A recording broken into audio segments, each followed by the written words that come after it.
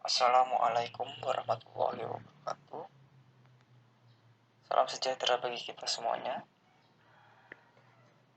Izinkan saya mengenalkan kelompok kami yang beranggotakan Seteri Nuktarik Baradami Mawar, NPM 21, Violieta Ratna Fitriani, NPM 38,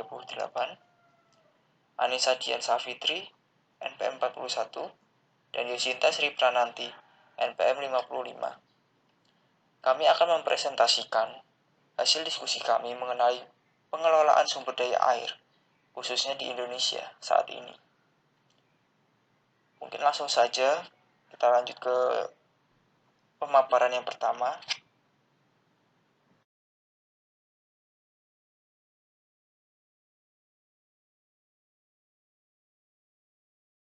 Baik, untuk yang slide pertama, di sini akan menjelaskan tentang pendahuluan. Jadi, sumber daya air merupakan salah satu sumber daya alam yang vital baik untuk kehidupan flora, fauna, dan manusia di muka bumi, maupun untuk kebutuhan manusia dalam memenuhi kebutuhan sehari-hari di berbagai sektor kehidupan. Lalu, seberapa pentingkah pengelolaan sumber daya air? Jadi, sebagai sumber daya alam, maka kegiatan pengelolaan sumber daya air menjadi penting agar yang membutuhkan air dapat mendapatkan akses yang sama baik dalam memenuhi kebutuhan pokoknya untuk air minum dan sanitasi maupun untuk memenuhi kebutuhan penghidupannya.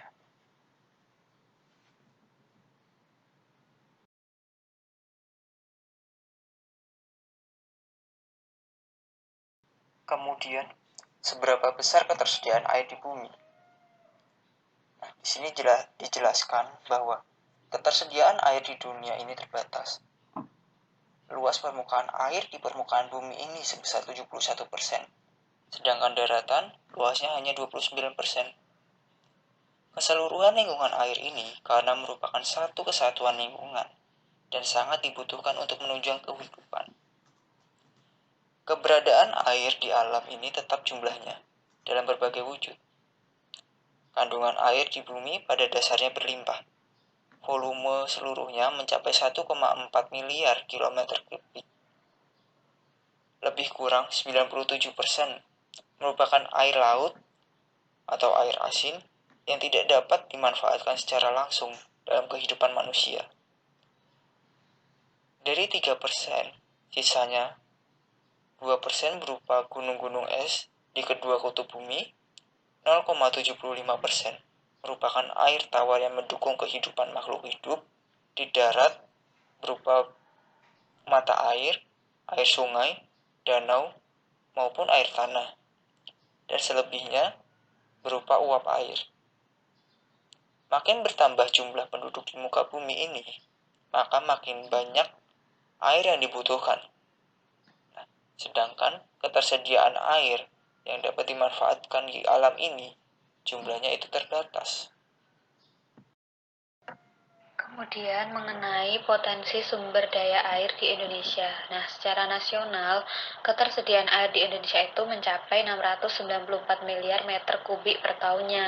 Nah, jumlah ini pada dasarnya itu potensi yang dimanfaatkan, tapi itu faktanya yang dimanfaatkan baru 23%. Yang 20% itu untuk memenuhi kebutuhan air baku rumah tangga, kota, dan industri. Terus 80% lainnya dimanfaatkan untuk memenuhi kebutuhan irigasi.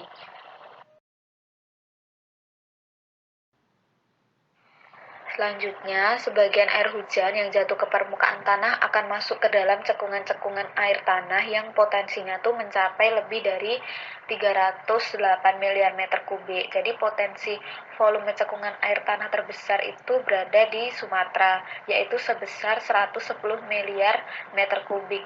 Indonesia memiliki lebih dari 5.590 sungai yang sebagian besar diantaranya memiliki kapasitas tampung yang kurang memadai sehingga tidak bisa terhindar dari bencana alam banjir kecuali sungai-sungai di Pulau Kalimantan dan beberapa sungai di Jawa. Selanjutnya ada faktor yang mempengaruhi kondisi sumber daya air. Yang pertama, tekanan penduduk.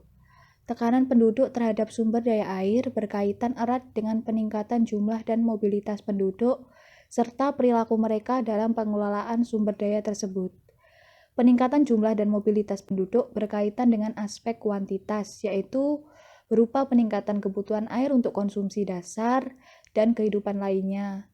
Kemudian untuk aspek kualitas, yaitu terutama pada perilaku masyarakat yang mengakibatkan degradasi sumber daya dan pencemaran air. Faktor kedua yaitu peningkatan jumlah penduduk dan keterbatasan ketersediaan air. Karena Indonesia itu merupakan negara yang menduduki posisi nomor 4 dengan populasi penduduk yang sangat besar, tingginya perkembangan jumlah penduduk Indonesia ini berimplikasi pada besarnya peningkatan kebutuhan akan air, baik itu untuk konsumsi maupun lainnya. Jadi air tidak hanya digunakan sebagai fungsi sosial saja, tapi juga dimanfaatkan semua orang untuk menjadi komoditas ekonomi, yaitu seperti rumah tangga, kegiatan pertanian, industri, infrastruktur, transportasi, dan jasa. Faktor yang ketiga yaitu masih terbatasnya perilaku dan budaya bersih. Perilaku masyarakat yang berkaitan dengan kebersihan dan sanitasi lingkungan juga berpengaruh terhadap ketersediaan dan kualitas air. Budaya bersih di sebagian masyarakat itu masih minim, digambarkan dengan perilaku masyarakat yang masih membuang sampah secara sembarangan dan masyarakat juga masih membuang air besar atau BAB secara sembarangan. Perilaku buang sampah dan BAB secara sembarangan ini mengakibatkan pencemaran air. Pencemaran menjadi salah satu masalah penting dalam pengelolaan air secara berkelanjutan. Yang keempat ada kegiatan pembangunan dan modernisasi. Kegiatan pembangunan dan modernisasi teknologi dan informasi menurut banyak referensi berpengaruh signifikan terhadap eksistensi kearifan lokal yang mempercepat laju pembangunan di segala sektor, menyebabkan terjadinya pergeseran paradigma dalam pengelolaan sumber daya air. Pergeseran nilai terjadi semakin cepat karena pembangunan berfokus pada pertumbuhan ekonomi dan kurang memperhatikan tatanan sosial. Pembangunan yang mengandalkan eksploitasi sumber daya alam dapat mempercepat laju degradasi sumber daya air. Yang kelima, ada kerugian dan kerusakan yang diakibatkan oleh kekeringan atau timbul kelangkaan air dan kelebihan air, yaitu timbul banjir, tanah longsor, dan erosi. Selanjutnya, faktor yang terakhir yaitu keterbatasan kemampuan negara atau pemerintah dalam memanajemen pengembangan sumber daya air.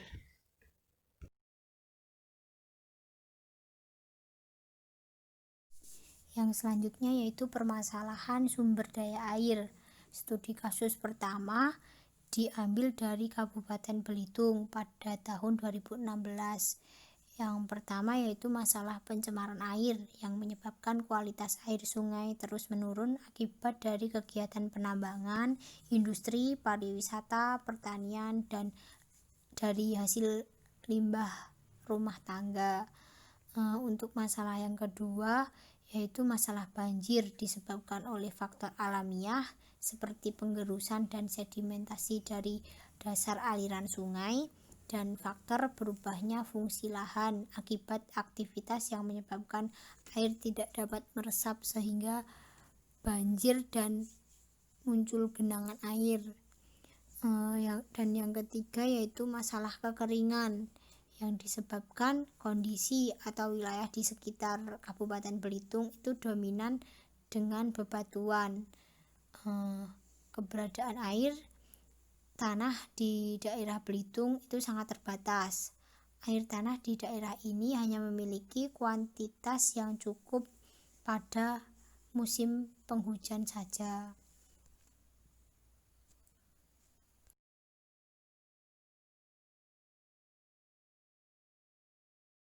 Selanjutnya yaitu permasalahan yang keempat mengenai penurunan kualitas air, di mana air sungai yang semula dapat digunakan untuk keperluan sehari-hari sekarang mengalami pelumpuran atau sedimentasi debris yang parah sehingga terkontaminasi limbah industri, perumahan, tambang, dan pertanian. Penurunan kualitas air tidak terhindarkan sehingga air tercemar dan timbul kelangkaan air bersih. Untuk itu perlu diadakannya solusi ataupun penanggulangan. Yang pertama yaitu perlu adanya manajemen sumber daya air untuk mengantisipasi kelangkaan air di masa depan. Mungkin dengan cara-cara mengolah terlebih dahulu limbah-limbah dari industri maupun dari tambang sehingga mengurangi adanya pencemaran air.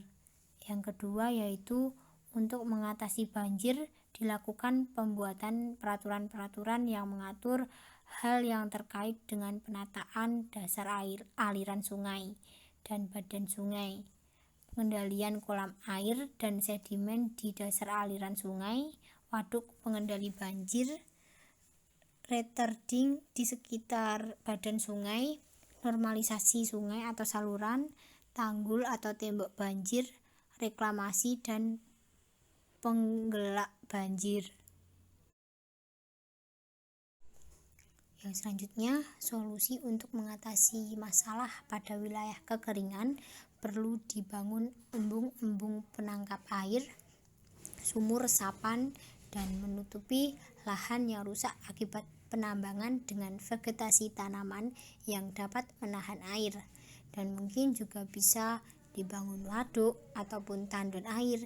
Jadi guna untuk meminimalisir terjadinya dampak yang diakibatkan oleh kekeringan.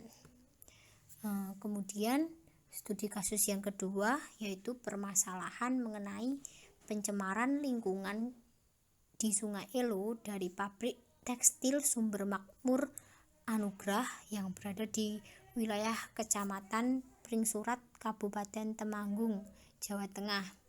Nah, ini merupakan kasus terbaru di bulan ini. Nah, solusi yang bisa ditawarkan biasanya yang pertama yaitu pengolahan limbah tekstil sebelum dibuang ke sungai, itu sangat perlu dilakukan. Kemudian yang kedua harus memperhatikan IPAL. IPAL mungkin perlu direkonstruksi kembali, direkonstruksi ulang dan menambahkan satu proses yang penting dalam pengolahan yaitu proses koagulasi flokulasi menurut Elvis 2020. Dan yang ketiga yaitu menegakkan peraturan hukum yang berlaku supaya kejadian-kejadian seperti ini tidak berulang lagi dan bisa teratasi dengan baik.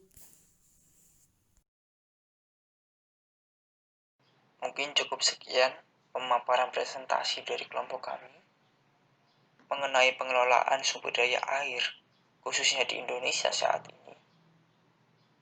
Bila ada salah-salah kata, mohon dimaafkan. Terima kasih atas perhatiannya. Wassalamualaikum warahmatullahi wabarakatuh.